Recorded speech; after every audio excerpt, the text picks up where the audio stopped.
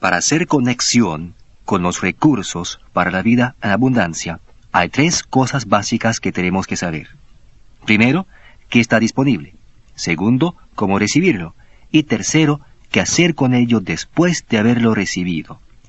Luego les enseñé que deben tener sus necesidades y sus deseos paralelos. Además, debemos recordar siempre que la capacidad de Dios es igual a su voluntad. Ahora bien, todas las grandes claves para desplegar la palabra de Dios y para hacer conexión con los recursos están incluidas, se encierran dentro de estas verdades que les he mostrado. Estos principios se pueden ver en todo el relato de la palabra de Dios, donde se encuentra un milagro maravilloso o donde Dios hizo algo extraordinario para hombres y mujeres que creyeron. Una vez que entiendan esto, ustedes podrán leer en cualquier lugar de la Biblia, desde Génesis hasta Apocalipsis, y todos esos relatos de la Biblia encajarán dentro de este patrón.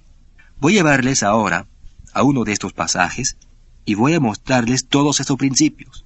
Cómo el hombre averiguó qué estaba disponible, cómo recibirlo y qué hacer con ello después de recibirlo. Y cómo supo que sus deseos y sus necesidades habían de estar paralelos, y que la habilidad de Dios es igual a su voluntad de dar. Todo esto se relata en Marcos capítulo 3.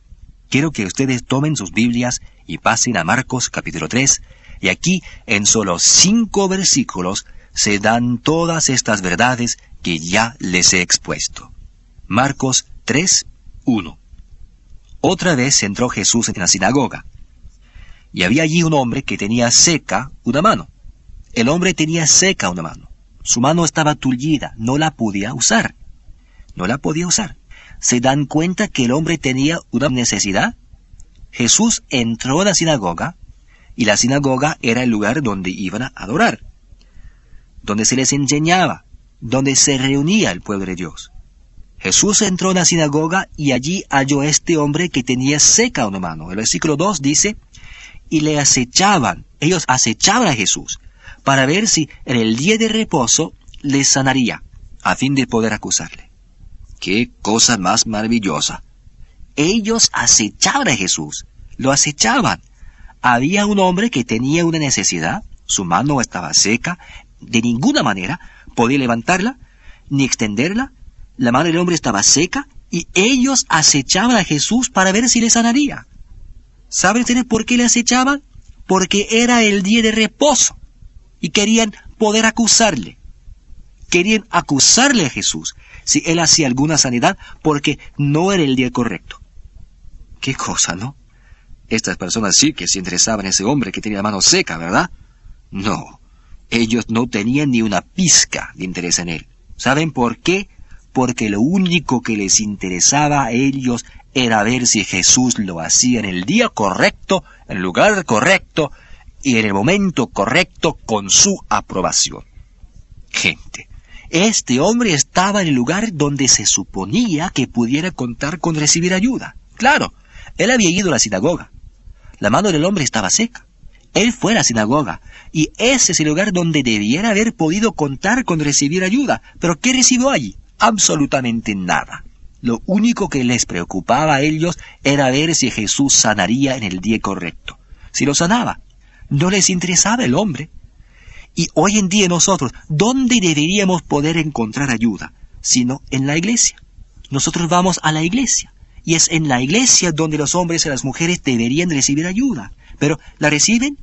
¿O se nos está criticando nuevamente? Miren el versículo 3. Entonces dijo al hombre que tenía la mano seca, levántate y ponte en medio. Le dijo, levántate y ponte en medio. Eso impresionó grandemente, ¿verdad? Separaba al hombre de los demás. Él tenía una necesidad y Jesús le dice, levántate y ponte en medio. Pero si se levanta ese hombre, se pone en medio, eso es dar un paso hacia adelante y separarse de los demás. Y va a recibir la misma crítica con que censuraban a Jesús. Miren el versículo 4. Y les dijo, ¿es lícito en los días de reposo hacer bien o hacer mal? ¿Salvar la vida o quitarla? Pero ellos, los líderes, los fariseos en la sinagoga, los jefes, callaban. ¿Saben por qué? Porque querían acusarle a Jesús. A ellos no les importaba si el hombre era liberado o no. A ellos les interesaba una sola cosa: incriminar a Jesús. Entonces, mirándolos alrededor con compasión. No. Lo que dice es mirándolos alrededor con enojo. Jesús miró a la gente alrededor, a los líderes y a la gente en la sinagoga, y los miró ¿cómo? Con enojo. Esta es una tremenda lección. Es que a nosotros siempre nos han enseñado que si una persona es verdaderamente cristiana, lo único que hace es amar. Bueno, ¿no creen ustedes que Jesús amó? ¿No era todo amor? Sin embargo, aquí dice que Él miró a su alrededor, a esos líderes de la sinagoga, a los líderes, Él los miró alrededor con enojo. Él estaba furioso. Es que como uno es cristiano y un hombre de Dios, tiene que andar siempre dando palmaditas de aprobación en la espalda. Alguien dijo una vez, necesitan las palmadas medio metro más abajo. Jesús los miró con enojo, bien enfadado. Y a veces los hombres de Dios tienen que ponerse firmes. Usted no permite que la gente se aproveche de usted, que le lleve por delante. Jesús amaba a ese hombre. Él amaba a todo el mundo. Sin embargo, Él miró con enojo a estos que estaban obstruyendo el poder de Dios, entristecido por la dureza de sus corazones. Por eso estaba enojado, por la dureza de sus corazones, que eran incapaces de recibir la grandeza de la palabra de Dios y que rehusaban aceptarla. Y dice en el versículo 5, dijo al hombre con la mano seca, quien tenía la necesidad, y le dijo, extiende tu mano. Damas y caballeros, allí está la promesa de Dios. Ustedes no pueden recibir algo de Dios sino hasta saber que está disponible. Es por eso que aquí, en el análisis de esta sección en Marcos capítulo 3, versículos 1 a 5, lo primero que ustedes tienen que averiguar, si van a hacer conexión con los recursos de la palabra de Dios, es que está disponible. Y la promesa es eso en la palabra de Dios, que está disponible. La promesa a este hombre cuya necesidad era que tenía la mano seca fue, extiende tu mano. Eso es lo primero. Esa es la promesa, y esto es lo que le dijo a aquel hombre, extiende tu mano. Y eso era imposible. ¿Por qué era imposible? Porque tenía la mano seca. Le era imposible extenderla. Sencillamente no podía hacerlo. Era seca. Sin embargo, aquí tienen el relato. Le dijo al hombre que tiene seca la mano, le dijo, extiende tu mano. ¿Y qué es lo que sigue? Y él, el hombre, la extendió. Él, el hombre, la extendió.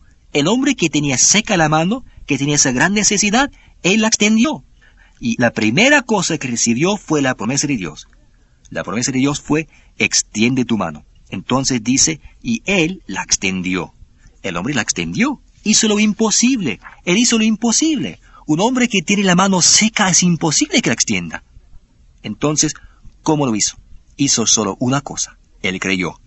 Creer es un verbo y un verbo connota acción. El hombre creyó la promesa de Dios. La promesa de Dios para el hombre que tenía seca la mano era, extiende tu mano. El hombre creyó que la palabra de Dios hablada por medio de Jesús era la voluntad de Dios, por eso él la extendió. ¿El qué? La extendió. Eso es lo que dice este relato. Así que primero que nada, ustedes averiguan qué está disponible. Segundo, averiguan cómo recibirlo. El cómo recibir es creer. Una vez que tienen esa promesa de Dios, el cómo recibir es creer literalmente lo que esa promesa dice. Él le dijo al hombre de las manos secas, extiéndela. Es imposible hacer esto. Y sin embargo, este hombre, por medio de creer lo que la palabra decía, o lo que Dios decía a través de Jesucristo, quien es la palabra, el hombre la extendió. Luego, en el versículo 5, en la última parte de este versículo 5 dice, y la mano le fue restaurada sana. Y la mano le fue restaurada sana. Estas son las claves. Busquen en la palabra de Dios esa promesa que satisfaga su necesidad, crean esa promesa, actuando de acuerdo con ella, y reciban. Él fue sanado. Él creyó, y lo que creyó, recibió de acuerdo con la promesa de Dios. Él creyó la promesa de Dios que extendiera su mano. Él creyó eso, la extendió, y su mano le fue restaurada sana. Ahí tienen todas las verdades para hacer conexión con los recursos para la vida abundante, declaradas en esta maravillosa sección de la palabra de Dios. Él la extendió, y cuando la extendió le fue restaurada sana. Esto es grandioso. Él no recibió su sanidad primero, y luego extendió la mano. Su mano estaba seca, y él la extendió, y al extenderla, él fue sanado. Estas son las grandes claves para recibir las cosas de Dios y para hacer conexión con los recursos para la vida abundante. Es que antes de recibir algo, actuamos como si ya lo tuviéramos. Actuamos como si ya lo tuviéramos y entonces se hace realidad, se manifiesta y lo recibimos. Siempre que leo este relato en la palabra de Dios, recuerdo los tiempos cuando el Dr. Wierwille estuvo practicando los principios de la grandeza de la palabra de Dios en otras partes del mundo. Él y su familia estaban de viaje, poniendo a prueba algunas de esas grandes verdades que habían aprendido. El doctor estaba enseñando en la India. Estaba en la ciudad de Jabalpur. Una señora que había trabajado en el servicio misionero por unos 30 años fue liberada de algunas enfermedades de las cuales todo el mundo sabía que nunca se iba a liberar, pero Dios sí la libró. Y esto causó tal revuelo en la ciudad de Jabalpur que al día siguiente, cuando subían al tren para irse de Jabalpur, cientos de personas se habían reunido en la estación de tren. Todo lo que ellos querían era que el doctor les impusiera las manos, pues de un modo u otro habían llegado a pensar que debía tener algo especial en sus manos y creían que si solamente les imponía las manos, serían liberados. Algunos vinieron para que él orara por ellos, solamente para recibir la bendición del doctor, como resultado de este milagro que Dios había operado en esa mujer que había servido allí en el campo misionero durante tantos años. Nunca me olvidaré de esta anécdota que comparte el doctor, porque la mayoría de las personas reunidas en la estación aquella mañana eran de la fe hindú, no eran cristianos, pero ellos habían quedado tan impresionados con la grandeza del poder de Dios que habían venido para verlo por sí mismos.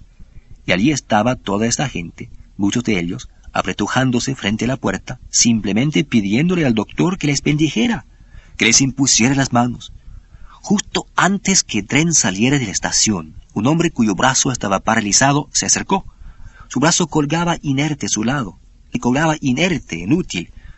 Le dijo al doctor: ¿podría usted orar por mi brazo? Pero yo no creo en su Jesús.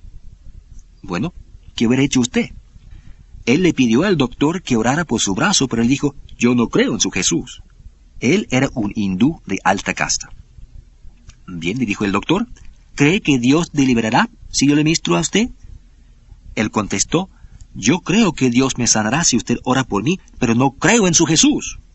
Y nuevamente le replicó el doctor: ¿cree que Dios le liberará? Y él respondió: creo que Dios me sanará, pero no creo en Jesús. Así que el doctor puso sus manos sobre él y oró para que Dios le liberara en el nombre de Jesucristo. Y cuando terminó, le miró a los ojos y le dijo: ahora, levante su brazo. Levante su brazo. Y él comenzó a levantarlo. Y al ver que lo podía levantar un poquito, lanzó hacia arriba ambos brazos y se puso a saltar y a gritar con las lágrimas que corrían por sus mejillas, porque una vez que lo levantó hasta cierto punto, supo que podía mover su brazo. Y cuando él se dio cuenta de esto, se sintió tan bendecido, tan lleno de gozo, que estiró ambos brazos hasta arriba y estaba completamente liberado. En ese instante, el tren empezó a salir de la estación y el doctor le dijo: bueno, alabado sea Dios, dele gracias a Dios, que usted fue sanado en el nombre de Jesucristo. Y ahí se quedó de pie en la plataforma mientras el tren cobraba velocidad y el doctor y su familia continuaron con su viaje. En la próxima parada, un hombre vino al compartimiento del tren donde estaba el doctor y le dijo que venía en representación de su amo para preguntar si su amo podría venir a hablar con el hombre de Dios. El doctor le preguntó: bueno, ¿quién es el amo? ¿Quién es su amo que desea venir y hablar conmigo en mi compartimiento? Él respondió: bueno, mi amo es tal y tal persona, un miembro del parlamento en Nueva Delhi. El hombre vino y se reunió con el doctor y su familia en el tren y les dijo a él y a su señora que lo que había visto en Jabalpur era la acción cristiana más extraordinaria que jamás había visto en su vida. Que un hombre de Dios bendijera a todo el pueblo de Dios sin tener en cuenta si eran cristianos o hindúes. Por supuesto, también les dijo que les daría las llaves de la ciudad que representaba y que en cualquier momento que quisiera ministrar en la India, las puertas de la India y del lejano oriente estarían abiertas para ellos, para ministrar la exactitud de la grandeza de la palabra de Dios. Es que la mano del hombre estaba seca. De ninguna manera podía extenderla y sin embargo Jesús le dijo: extiende tu mano. Él recibió la promesa de Dios, creyó, y cuando creyó y cuando actuó, su mano fue restaurada sana. Por eso todas esas maravillosas y grandiosas verdades se documentan en este relato en la palabra de Dios, porque todo creer es igual a recibir. Si van a recibir algo de Dios, tienen que creer. No se recibe nada sin creer. Todo creer es igual a recibir. Esta es la promesa. Extiende tu mano. Es lo que está disponible. Tiene que estar disponible, de otra manera, Él no hubiera podido extenderla. La capacidad de Dios es igual a la voluntad de Dios. Lo que Él ha prometido, Él es deseoso de llevar a cabo. Así que el hombre creyó, y cuando creyó, la extendió. Así es como se recibe. El cómo de recibir es creer. Y Él recibió, fue sanado. Eso es qué hacer con ello después de tenerlo. Él fue sanado. Él tenía su necesidad y su deseo paralelos, y cuando este hombre tuvo su necesidad y su deseo paralelos, Él recibió, y la razón por la cual sabemos que recibió es porque fue sanado. Eso es qué hacer con ello una vez que lo tiene. Por eso, creer es igual a recibir. Nadie recibe nada de Dios sin antes averiguar que está disponible. Y luego creer, y en tercer lugar, actuar en forma positiva basada en su creencia. Todo creer es igual a recibir, y quiero que recuerden eso. Miren en Efesios capítulo 1, versículo 19.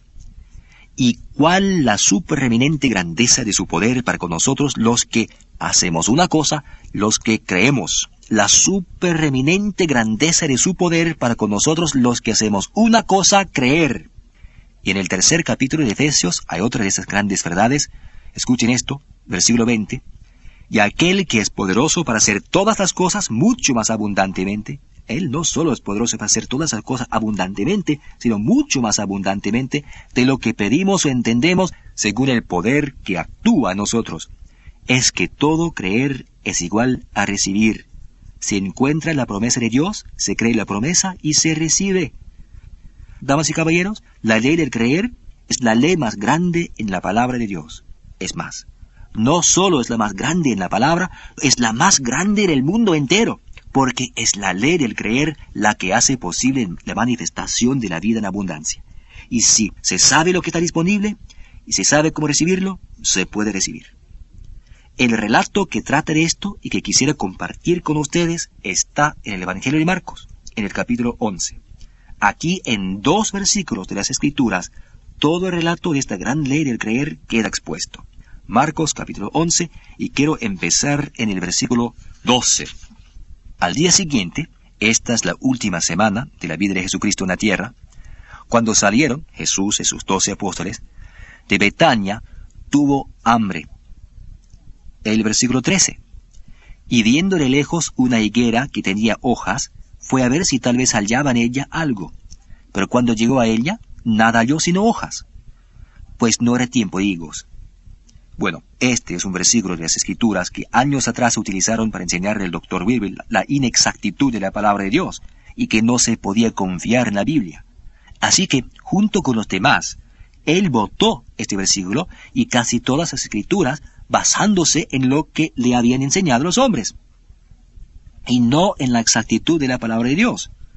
¿Saben ustedes lo que ese versículo dice? Jesús fue a la higuera con la esperanza de encontrar algo allí, y cuando no halló nada, la palabra dice, no era tiempo de higos. Ahora, ¿ustedes quieren decirme que Jesús era más ignorante que yo? ¿Iría yo a un manzano si no fuera tiempo de manzanas? Claro que no. ¿Creen ustedes que Jesús iría a una higuera si no fuera tiempo de higos? Pienso que no. Tiene que haber una verdad más profunda, y la hay. Hay 2 árboles en la Biblia que se consideran ser árboles del pueblo. Uno es el cocotero y el otro es la higuera. Tomar la fruta de cualquiera de estos 2 árboles nunca es robo, no importa por dónde viaje. Si yo tuviera una higuera en el jardín, delante de mi casa, usted podría venir y servirse de su fruto en todo momento, porque la higuera es el árbol del pueblo, al igual que el cocotero. Estos 2 árboles fueron siempre los árboles del pueblo en la Biblia. Y aquí estaba una higuera, y Jesús venía de Betania a Jerusalén, y dice que tuvo hambre. Eso no quiere decir que estaba muriéndose de hambre. Él tuvo hambre así como ustedes cuando les dan ganas de comer un helado, o un caramelo, o de mascar chicle. Quería algo para picar, un bocadillo, así que vio la higuera y se acercó a ella esperando encontrar algo, aunque no era tiempo de higos. Jesús sabía esto. ¿Qué esperaba encontrar? Esto es muy curioso. En estas especies de higuera, al salir las hojas aparecen unos pequeños brotes que son tan dulces como caramelos, y la gente que viajaba por allí, si le daba un poco de hambre, al ver una higuera se acercaba a ella y tomaba de esos pequeños brotes y los comía. Eso pues era lo que él buscaba, ya que no era tiempo de higos.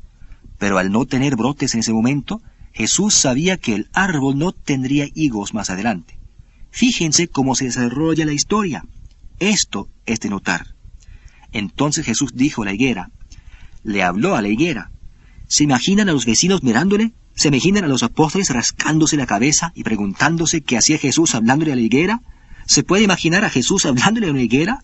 Imagínense lo que dirían sus vecinos mañana por mañana, sus vecinos, si les vieran a ustedes hablándole a un árbol.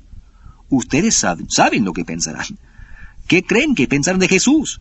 Bueno, continuemos con el relato. Versículo 14. Entonces Jesús dijo a la higuera, si usted quiere recibir la grandeza del poder de Dios, tiene que ser específico. Él le dijo a la higuera, él no anduvo con rodeos, él le habló al árbol, nunca jamás coma nadie fruto de ti. Y lo oyeron sus discípulos. Ojalá lo pudiesen leer ustedes en el original. Lo oyeron sus discípulos, se rascaron la cabeza, se preguntaron si andaba un poquito mal de la cabeza. Bueno, eso es todo lo que dice. Ellos volvieron a Betania aquel día, versículo 20, y pasando por la mañana, al día siguiente, vieron que la higuera se había secado desde las raíces. Al día siguiente, un árbol no se muere de esta manera. Este árbol se murió al revés, de las raíces hacia arriba. Los árboles se mueren desde la copa hacia abajo. Generalmente la muerte de un árbol se nota primero en las ramas más altas y desde allí hacia abajo. Este murió al revés. Los árboles no mueren así por lo general. Este murió al revés, de la noche a la mañana.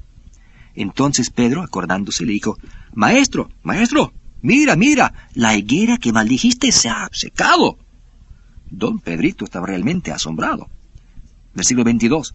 Respondiendo Jesús le dijo, tened fe en Dios. El texto original dice, tened la fe de Dios. Ahora escuchen el versículo 23. Porque de cierto os digo que cualquiera que dijere a este monte, quítate y échate en el mar, y no dudare en su corazón, sino creyere que será hecho lo que dice, lo que diga le será hecho. Damas y caballeros, esa es la ley más grande en la palabra de Dios. Escuchen nuevamente. Cualquiera, no dice cristiano o no cristiano. Cualquiera quiere decir cualquiera. No dice los que son seguidores del ministerio de camino, dice cualquiera que dijere este monte. Y él estaba hablando literalmente de un monte, mostrándolo allá en Jerusalén, y dijo, cualquiera que dijere a ese monte, por allí, quítate y échate en el mar, y no dudare, sino creyere que será hecho lo que dice, lo que diga le será hecho. En otras palabras, usted lo dice, usted lo cree, y Dios lo hará. ¿No es grandioso esto? Luego, por segunda vez, él reitera esta gran verdad en el versículo 24. Por tanto, os digo que todo lo que pidiereis orando, creed, cuando ustedes oran, creed que lo recibiréis y os vendrá. Lo que pidiereis orando, creed que lo recibiréis. El texto original dice, lo que pidiereis orando, creed que lo habéis recibido, e irrevocablemente os vendrá. Esta es la ley más grandiosa en la palabra de Dios, esta ley de creer. Porque cualquiera que lo diga, cualquiera que lo crea, cuando lo cree, actúa y recibe. Estas grandiosas leyes en la incomparable y maravillosa palabra de Dios hacen que la vida tenga sentido, le dan coherencia y hacen posible que vivamos la vida en abundancia porque sabemos qué está disponible, sabemos cómo recibirlo y sabemos qué hacer con ello después de recibirlo.